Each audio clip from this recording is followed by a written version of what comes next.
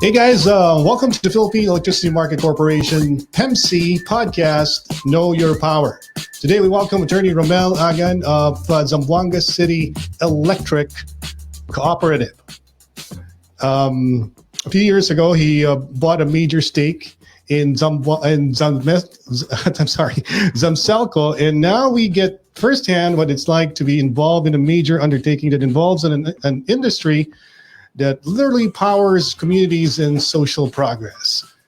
Good afternoon, Sir Romel. Good afternoon, Ron. Thank you for having me this afternoon. Just to clarify, it's not my personal stake. I'm employed in the company that put in the investment in the electric cooperative. Right. You were the mover, or actually the one who facilitated the...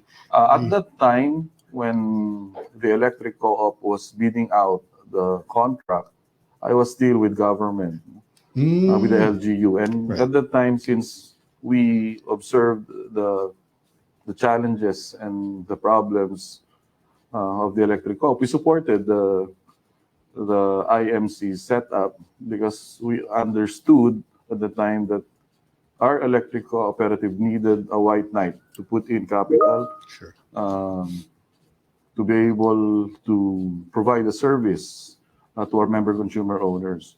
So after my stint in government, the investor manager that won the contract invited me to join them. So I'm basically over a year in the post with the electric co-op. I'm glad you clarified that.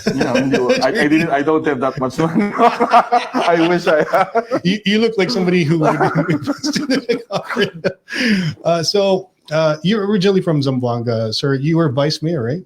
Yes. Zamboanga City. Born and raised in Zamboanga. So if you will allow me, I'd like to greet my constituents. Buenas tardes, Kanatong Todo. And since we've come from the same island region, allow me to greet sa atong mga kaliwat nila yung kilat, naguhuyog lapu-lapu, maayong hapon sa tanan. Pagkalalong So, attorney, I'm very interested in this because for the common person or common Filipino, they can only go as far as their power bill when it comes to the power industry. That's why we have a podcast called Know Your Power. We want to introduce certain things about the industry that people might not know. And one of the things that probably people have heard about but don't understand are the cooperatives, the electric cooperatives. The only thing that they understand here, especially in Metro Manila, when they talk about the power industry, ang unang papag-usapan is Meralco. Yun yung pinakaunang, the first, kumbaga, brand recognition, Meralco kagad ang papag-usapan when it comes to the power industry. But tell us a little bit about the cooperatives. So what are they? Well, electric cooperatives are distribution utilities. They derive their personality from PD 269. And their role is basically to distribute power to their own franchise areas. Kanya-kanya kami. Like in Zamboanga, we cover almost the entire city, the distribution of power. So the different areas, we have around 121 electric cooperatives nationwide. The main difference between an electric co-op under PD 269 and what we popularly know as Meralco is that electric co-ops under PD 269, we are under the supervision of the National Electrification Administration. Yung Meralco kasi it's private, so hindi sila under the NEA. Yun lang yung basic distinction between the two. It's hard to when you talk about electric cooperatives, as far as I know, early on into just a few months into this, working for the industry, I've begun to actually, learn a few things about it. And one thing that can't escape me or I can't seem to forget is an anecdotal testimony from someone who told me about how sometimes when it comes to power rates, even the closest, like one road would separate one area from another. I think this was an example in the Davao region, where Davao City, there's like a one road daw na ano na parang border lang or pagitan between that and Davao del Norte, if I'm not mistaken. And the co-op and And the co-op and the Davao Light. Yeah. Tapos yung electric rate daw, attorney, magkaiba. Sobrang taas daw ng presyo ng ng co-op, tapos ang yung sa Davao Light mababa. So yung residente parang sinasabi nila, pwede ba ako lumipat na lang sa Davao Light? Bakit sobrang taas ng kuryente namin? So is there an explanation to that? How can you what's the best way to explain to a consumer na ganun ang situation? Well, the power rates that are billed to the consumers will depend kung nasa ang franchise area sila covered. Siguro in the area in Davao, nagkataon na nasa boundary ka nung franchise area ng dalawang distribution utility. So since covered ka kung doon ka na sa left na nagbibigay ng much cheaper rate, then you will enjoy the cheaper rate of that.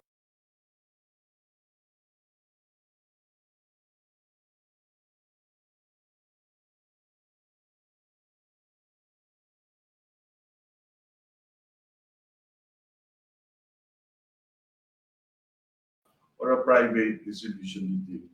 Pero paano i-explain sa consumer bakit mas mataas yung sa co-op kaysa dun sa... No, hindi naman. Paano ba it will depend actually on kung saan galing yung kuryente. Yun ang hindi alam ng tao kasi kala nila kasi yung nag-generate ng kuryente yung mismo distribute. Yung DU, tiga-distribute lang, no? So the rates that the member consumer owners will enjoy will depend kung saan binibili ni electric co-op or ni private DU yung kuryente. So it will depend on the contracts and sometimes bumibili ka sa market, no? So depende kung ano yung mga kontrata ng particular electric co-op. Attorney, yung management approach ng the people behind the cooperative, will that affect also kumbaga yung bottom line, like kung magkano kinikita ng cooperative, at the same time yung charge nila sa consumer, merong effect ba yan? Kunyari, it's mismanaged and then may issues, for example, on how they handle the cooperative. Will that affect also the power rate? Well, actually, the power rates is regulated by ERC. So, hindi pwedeng basta-basta lang yung electric co-op na sabihin, uy, palugi tayo, taasan natin konti yung rates. Hindi pwede. And bulk of the rate, no, is a pass-through lang.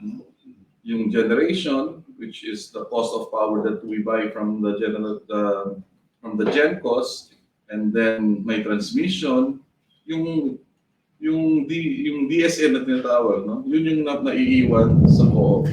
Sa amin, ang liit-liit na DSM, no? So, example, our rate now is 10.33.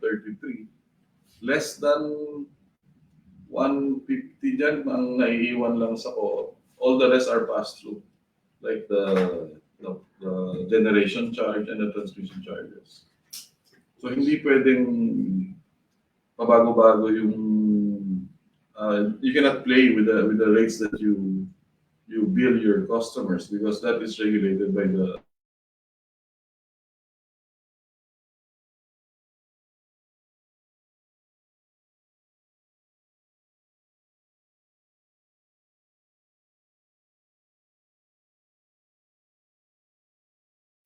So, going back to attorney, going back to Samselco, what were the challenges before you came in? well before the investor manager won the bid and took over the day-to-day operation in 2019. Maraming problema ang na-experience ng co-op, no? Because that time medyo nangangailangan nga ng capital and wala, no? Nagkukulang sa pampondo at that time. Hindi masyado nabibigyan ng serbisyo yung aming mga customers. And madalas dati yung brownout dahil nga uh,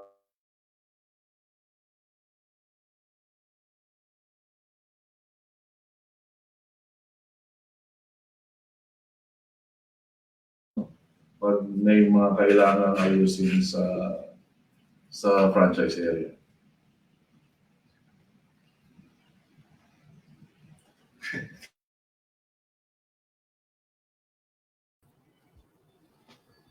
Ayan. Okay. Okay na? We're good?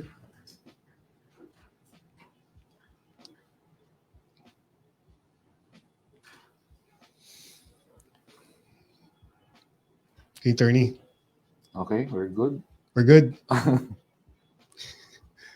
Okay, can we pick up from the last thing you said, Yes, attorney?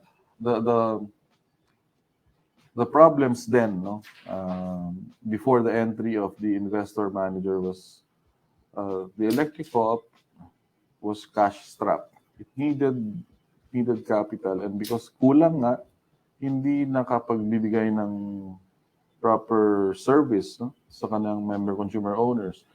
The co-op at the time didn't have sufficient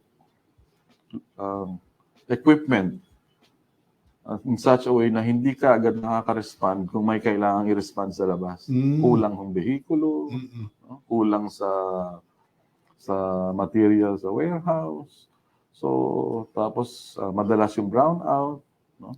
So, that's why I no, as part of LGU that time, and understanding the need of capital talaga to be able to provide that kind of service, we supported the entry of an investor manager. So, attorney, before you came in, like you said, no, explaining the things that needed to be done to improve the services in Zamboanga City. So talagang grabe yung reklamo rin ng mga tao nung before kayo pumasok. Talagang hirap na hirap yung yung utility or yung co-op. Hirap na hirap yung co-op, no. Kasi lumalaki yung Zamboanga City rin. I'm sure actually, di ba? To give you an idea of how big Zamboanga City is, the entire Metro Manila magkakasya sa Zamboanga. At may extra space, ha? Meron pang allowance. Ganon kalaki. We are third in land area nationwide. Siguro sunod lang kami sa Davao. Talaga? Oh. So, okay. So medyo malaki din talaga yung power requirement for Zamboanga City. Medyo malaki ang aming power requirement. Malaki yung kailangan na i-maintain na infrastructure, no? And during that time, medyo dahil nga kulang sa pondo, medyo hindi masyado na maintain yung system. So, every now and then, nagkaka-power outage. And because nagkaka-power outage, hingin ng tulong yung customer, kulang ka sa behikulo, hindi mo kaagad na-respond. So, that was the situation then before the entry of the investor manager. How long did it take you, attorney, to turn things around? Tapos, well, it's still a work in progress. Still a work in progress. Because of the situation the co-op was in, no? Hindi kayang gawin overnight lahat ng problema, masolusyonan yung problema. To give you an idea of what the situation was then, no? Yung NEA, meron yan silang assessment ng electric co-ops every year. And based on the assessment, may corresponding points. In 2018, ang puntos namin was 49.36. Okay. Ano yung 49? Mababa yun? Mababa yun. There are several yung mga parameters. Ang total namin, 49.36. What would be the acceptable range or number? Dapat 75 and 75 and above. Parang eskwela. Parang eskwela lang. and that, yung puntos at that time, equivalent siya sa category ng NEA, category D. Dog. So, 2019 was the first year of the investor manager. While hindi pa siya umabot sa 75, umangat siya. 57.10. And the category improved from D to C. 2020, we had the pandemic. Walang lumabas na performance assessment. In 2021, From 57, we became 68.5. Category C pa rin. Under NEA categorization, pag Lapit lang. DNC ka, Mm-mm. you are described as ailing cooperative. Ailing Ailing cooperative. na may lagnat. Parang may sakit. May sakit. But we're happy that in 2022, Uh-uh. when NEA came out with the assessment figures, no, umabot kami ng 75.5. So that is good enough for us to be upgraded sa categorization from C to B. So that is how yung trend ng improvement, and hindi madaling gawin, no? Because of the condition the co-op was at that time. Right. It will take time. So we are now on the 5th year of the in IMC contract. We hope to continue ang trend na pataas ang aming puntos and categorization. Hope we will be able to maintain that. Ang target talaga, ideal for an electric co-op, AAA. AAA. Anong example ng mga co-op na AAA that's known in, kung if you were to check out the record Ang books? kilala ko lang no sa region namin, sa Zampen, Zamzureco 1, Okay. in Zamboanga del Sur, Pagadian, yung capital. And recently, yung neighboring co-op namin, Zaneco, Dipolog, Zamboanga del Norte. For 2022, nag-AAA din sila. I'm curious, Attorney, is this also the issues that you discovered when you took over Sanselco? Did it also involve the competence also of the people who work there, or did you absorb also the people who were working at Sanselco and retrained, or what happened? Kasi it's a very important part of an organization. The people who run I it. agree. No? That the best asset of the organization is its people. It's people. So when the IM came in 2019, the first thing that they did was a review of all the personnel, and for some, inofera ng early retirement. Right now, siguro ang average age ng staff namin nasa 35. Okay. 35 years old. Bumata coming from sobrang matatanda. Oldies. Hindi naman. Because, well, may mga advantages and disadvantages of having old as against young people in the group. But yan yung average stage namin ngayon, nasa 35. Okay. And aside from the hiring of new people, no, kasi parang dapat kailangan may change in culture within the organization. Right. So we continue to train our people right now to add to their skill, kasi pag bata ka, iba naman talaga yung bata sa veterano. And we will try to catch up by continuous training of our technical people. And also, aside from the culture change within the org, dapat din sa labas ganun din. Before the entry of the IM, parang sanay yung tao na hindi magbayad on time. Diba? What percent are we talking about here? Hindi ko alam at that time, wala pa ako sa co-op.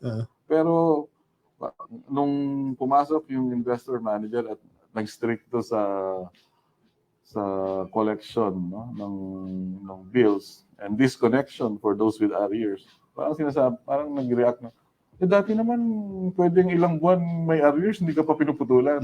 So sinasabi namin, iba na ngayon. Kasi parang nasanay yung tao. And one of the continuing challenge for us right now, no, is the electric pilferage in the area. Siguro maybe in the past, wala kasing hulihan eh. Pag hindi ka nahuhuli, patuloy ka lang. And ngayon, we're aggressive in our anti-pilferage campaign. Marami na kaming nahuhuli. And nasya-shock ako, no? Nung bago ako pumasok, hindi ko pa kilala yung mga nahuhuli. Ngayon, mga kilala ko na. So we'll have to instill discipline. Inculcate in the minds na electricity theft is a crime. Did you set up like a communications plan, or you broadcast? You used mainstream media to parang spread the word disseminate information to the consumers na, oy, bawal na to. Ang hindi pa lang namin ginagawa yung shame campaign. We do not announce yet sino nahuli. But we take advantage of all means available. No? We have may presence din kami sa barangay. We have this MCO, yung parang representative ng cooperative in the barangay. May mga officers din kada barangay. So we disseminate through that MCO organization. We take advantage of media. We take advantage of our own social media accounts, no, to disseminate this information. Pag may mga big time kaming, may mga success stories kami, I think meron na kaming, we are one of the few electric co-ops na nagkaroon ng conviction for electric pilferage. Bira yan mga makahuli ka talaga na convicted Na talaga. convicted. Na-convict talaga. And we're talking about not yung mga, kasi, di ba, the usual thing, ang reklamo ng Filipino, justice only is served to the poor. Yung mga walang ibabayad ng mayaman na lawyer. Yung ang na-convict namin, yung gumagalaw talaga ng metro for a fee. Yung ginagawang negosyo. Okay. Oo nga, no? Yung may mga ganon sa probinsya. Sa probinsya.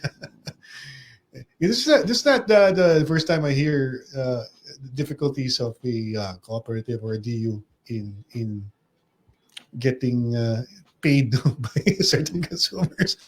Yung tinatawag pati yung pilferage. I think it also happened in Iloilo when we spoke to the president of More Power. Ganun rin yung issues na they had to face when they took over for PECO 2 years or 3 years ago. So is this something very common in the entire Philippines, attorney, or this is a handful?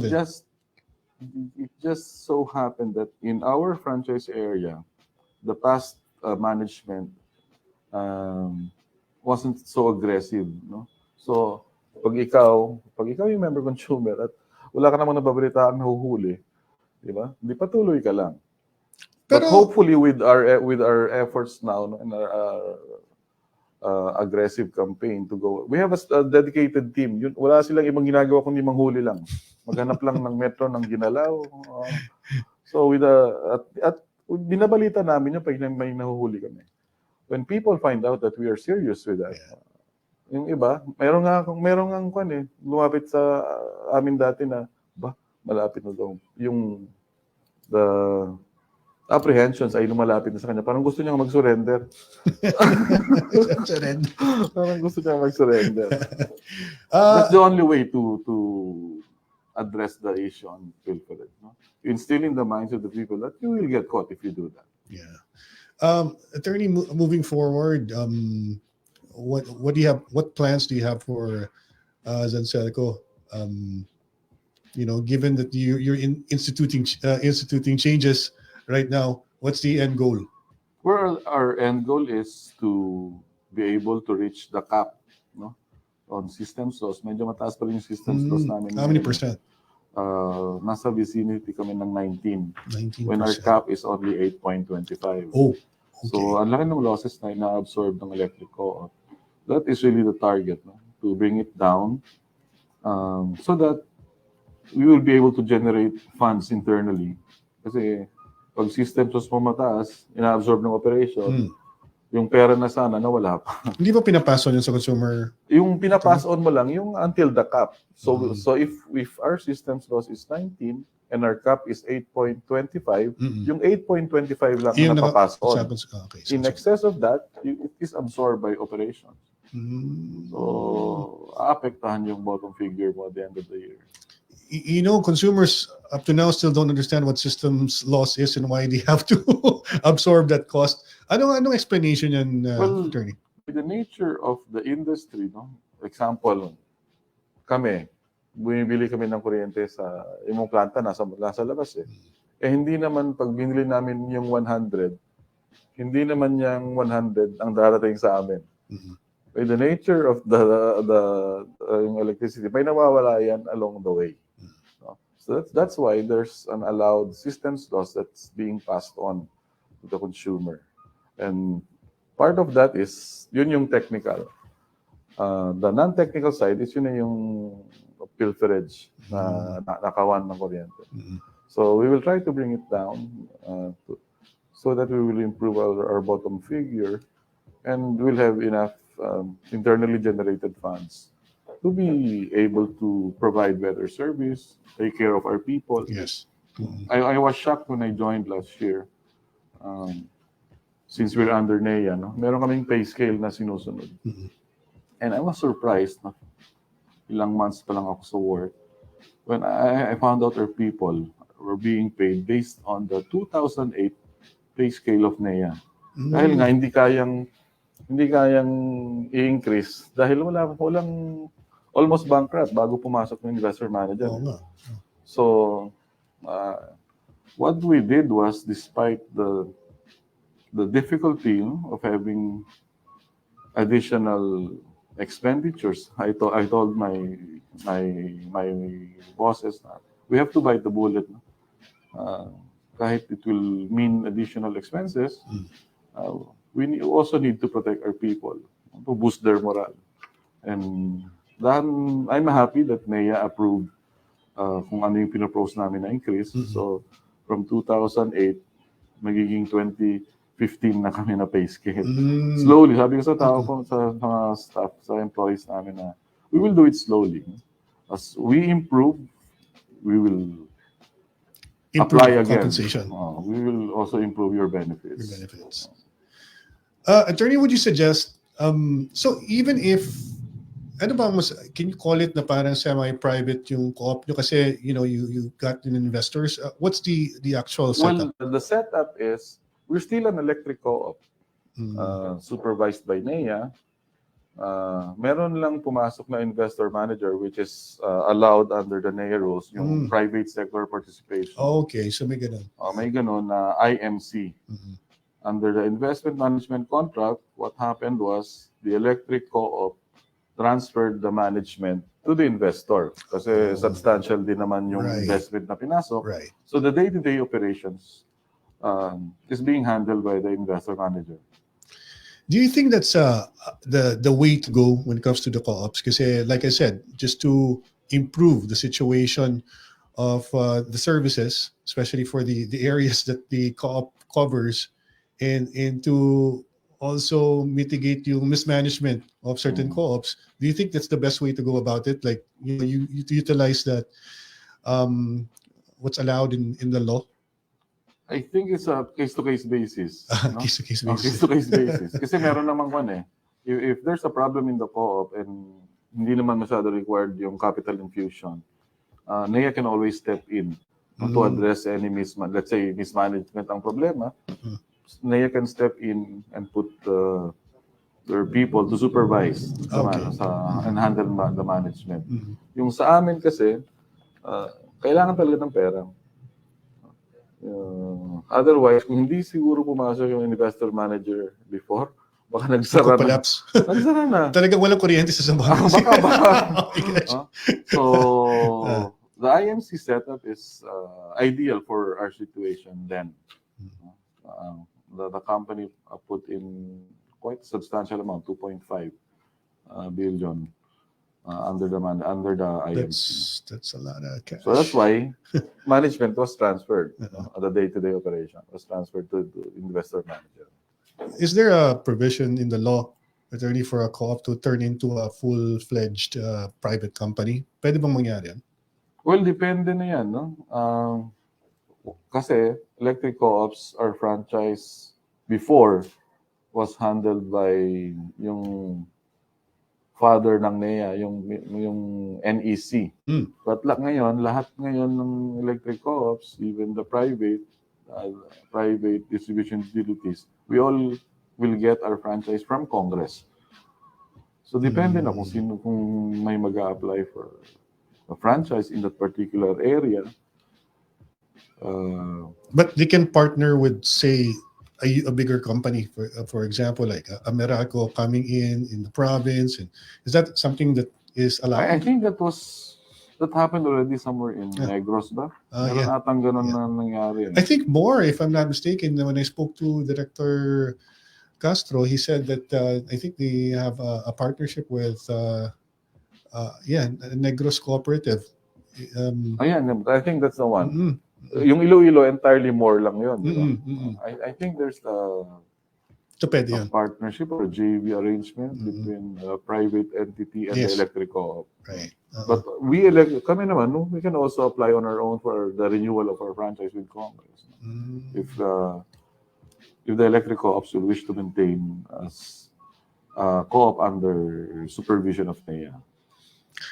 The WESM, the wholesale electricity spot market, just in case people didn't know that there's such a thing exists, we have like something what we call the electricity market has been up and running for the longest time, ever since they implemented the PIRA. And Bago lang natin. bago lang sa Mindanao. Sa Mindanao. Diba? So last January they launched it. Did it help your cooperative? What role has WESM played in the recovery? Well, we're happy that WESM is finally in Mindanao and operating. No? January 26th, if I'm not mistaken, this year they started the commercial operation. And for us, we get to enjoy the benefits of WESM. Kasi yung power traders namin, they will do forecast for the next day. Diba? Yeah. And based on the historical rates, medyo there are times when WESM is a lot cheaper than yung ka-direct contract natin. Mm-mm. So, pwedeng laruin mo yung parang kang nagte-trade talaga. Laruin mo depending on the forecast. So, we buy some of our power supply from the market, and we take advantage of the intervals. By the hour kasi siya ron yung bilihan ng kuryente. Actually, by 15 minutes yung order. We take advantage of those intervals na mas mura siya kesa nung kontrata namin. So, pwede mong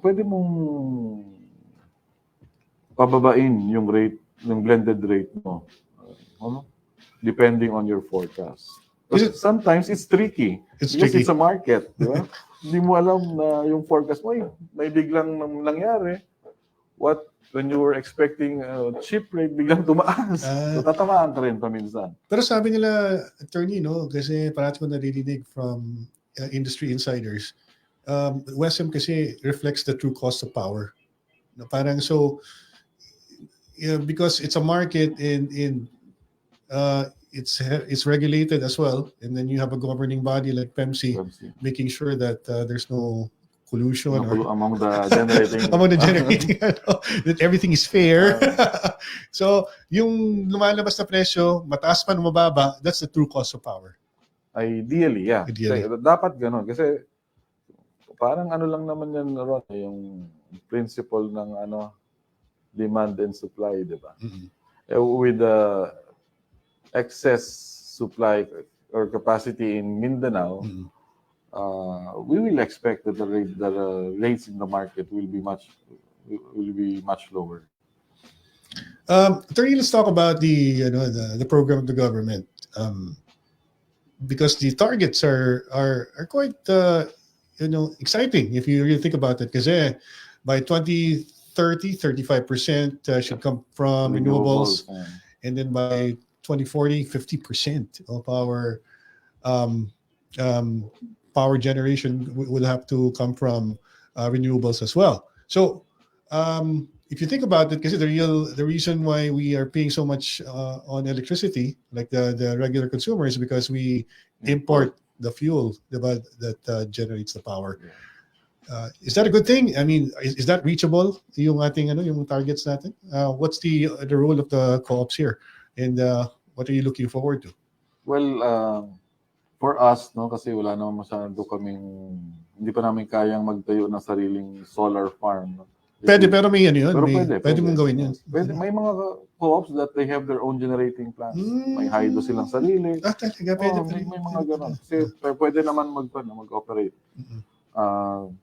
We will encourage private investors, no, to put up this renewable plants, energy So to be able to meet the targets. Kasi I agree with you that if we were able to meet the targets set by government, no, and mababawasan na yung reliance natin sa traditional natin ngayon na coal,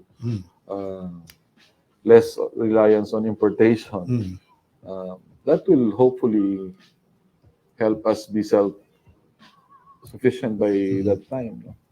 Ano yung isang target din ng government, yung 100% electrification ni President BBM. Ay, oo nga, kasi by the end of his term. correct if I'm wrong, attorney, parang meron pang 5% man na hindi Actually, pa. nagbago yung... Nagbago? No, hindi, nagbago for us, meron kaming yung aming percentage of electrification kasi nagdi-depend yan sa census data ng PSA. Alam mo ba yung recent census data ng PSA, tumaas na yung population, yung household.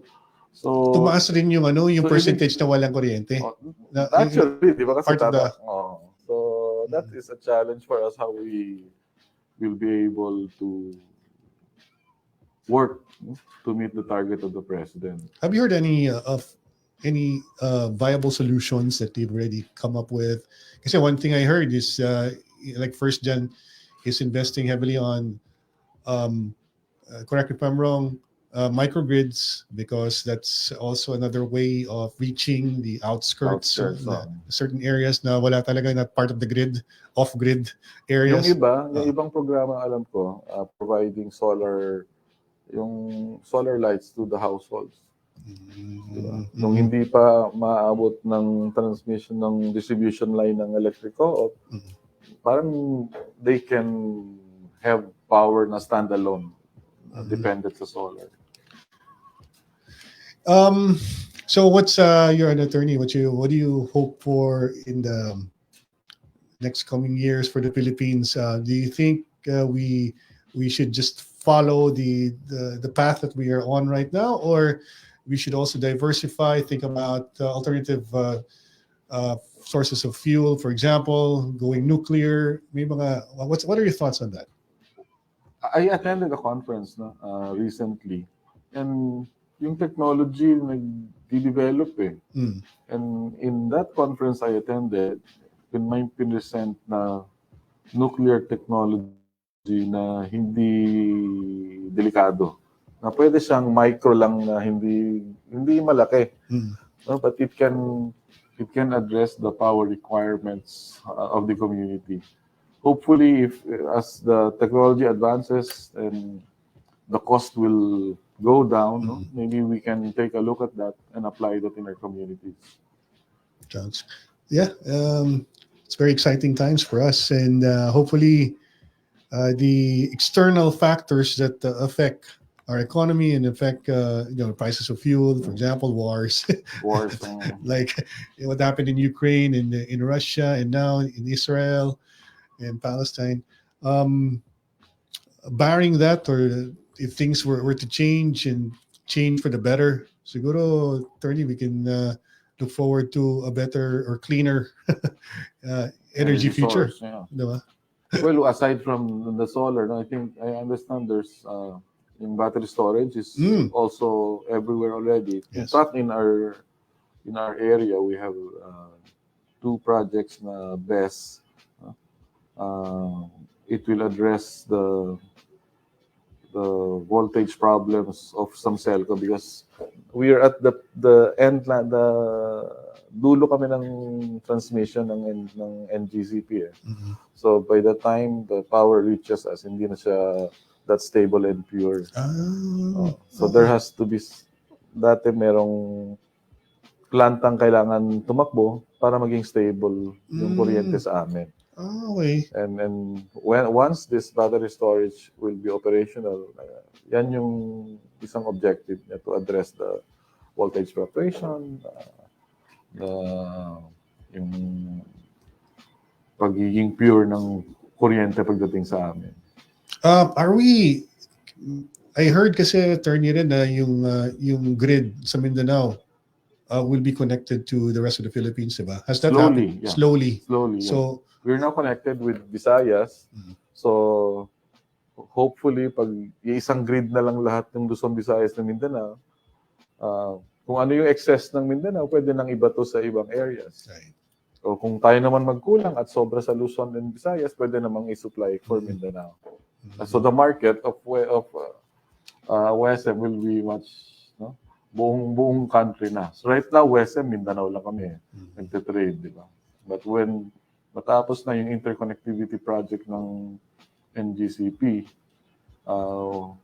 it will be hopefully one whole grid for the entire country. Isa na lang. Attorney, so one final thing before we go and end our podcast for this afternoon. Do you have any final message to your consumers back in Zamboanga City? What are they supposed to look forward to?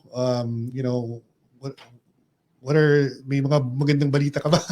Well, I am happy to and I'm proud, no, to say that in our region, the power rates that we bill our member consumer owners, so one of the lowest. Isa kami sa mga mura. We're now at 10.33 okay. per kilowatt hour. Compared to yung mga Compared taga to Visayas, no? Medyo mataas. Mataas, no? Maabot ng doble yata dun sa ano. Hindi naman doble. Di ba? Mga nasa 18. 18. Pero mura na. Pero wag lang kami compare sa private kasi hindi pa namin, di ba? Pero sa Metro Manila ba, attorney, parang ganun yung presyo, di ba? Medyo Mas mataas pa ata yung mas mataas pa yata ano eh. So, Oo. sa Davao, sir, same ba kayo? Or Ay, hindi ko na compare sa Davao. pero one of the cheapest ang Zamboanga? Among electric co-ops, no? Among electric co-ops. Among electric cooperatives. Wag muna kami compare sa private distribution utility. The job is not finished yet. Kumbaga, Yeah, it's a work in progress for us, no?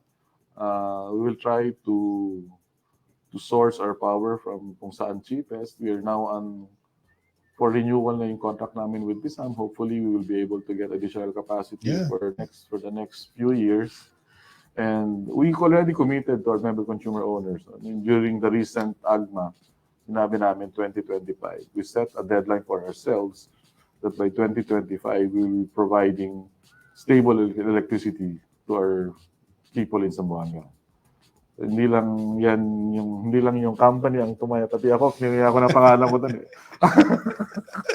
So that is our commitment, our battle cry.